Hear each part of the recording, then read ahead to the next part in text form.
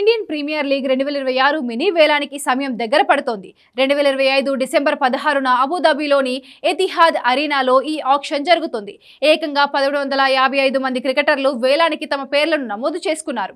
అన్ని జట్లు ఇప్పటికే రిటెన్షన్ ప్రాసెస్ పూర్తి చేశాయి. బిడ్డింగ్ వార్ ఎప్పటిలాగే జరిగితే ఏదైనా ప్లేయర్ కోసం ఫ్రాంచైజీలు గట్టిగా పోటీ పడితే వారికి వేలంలో భారీ ధర పలికే అవకాశం ఉంది. అయితే 20 ఏళ్లలో ఐపీఎల్లో ఎన్నో మార్పులు వచ్చాయి.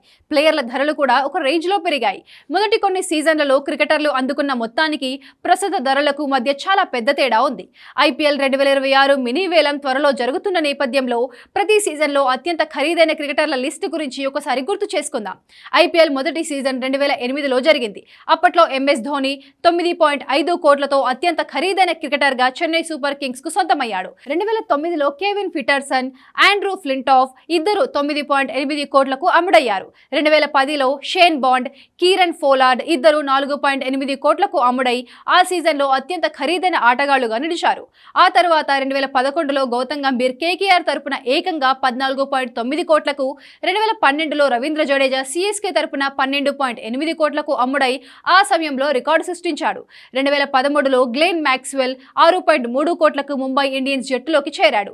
యువరాజ్ సింగ్ 2014లో 14 కోట్లతో, 2015లో మరోసారి 16 కోట్లతో వరుసగా 2 సంవత్సరాలు అత్యంత ఖరీదైన ఆటగాడిగా నిలిచాడు.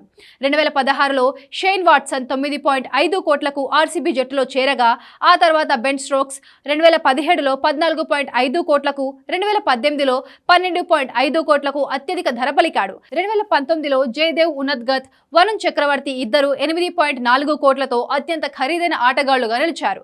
2020లో ప్యాట్ కమిన్స్ 15.5 కోట్లకు కేకేఆర్ జట్టులోకి వెళ్లగా 2021లో క్రిస్ మోరిస్ 16.25 కోట్లతో రాజస్థాన్ రాయల్స్ కు రికార్డు ధర పలికాడు.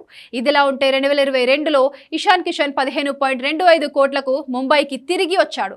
2023లో శామ్ కరన్ 18.5 కోట్లతో అత్యంత ఖరీదైన ఆటగాడిగా నిలవగా ఆ రికార్డును 2024లో మిచెల్ స్టార్క్ 24.75 కోట్లతో కేకేఆర్ జట్టుకు అమ్ముడై బద్దలు కొట్టాడు. ఇక 2025 సీజన్ కోసం జరిగిన వేలంలో రిషబ్ పంత్ ను ఎల్ఎస్జీ 27 కోట్లకు సొంతం చేసుకుంది. దీంతో ఐపీఎల్ చరిత్రలోనే పంత్ అత్యంత ఖరీదైన ఆటగాడిగా నిలిచాడు. అలాగే ఆల్రౌండర్ వెంకటేష్ అయ్యర్ 23.75 కోట్లకు కోల్కతా నైట్ రైడర్స్ కు అమ్ముడయ్యాడు.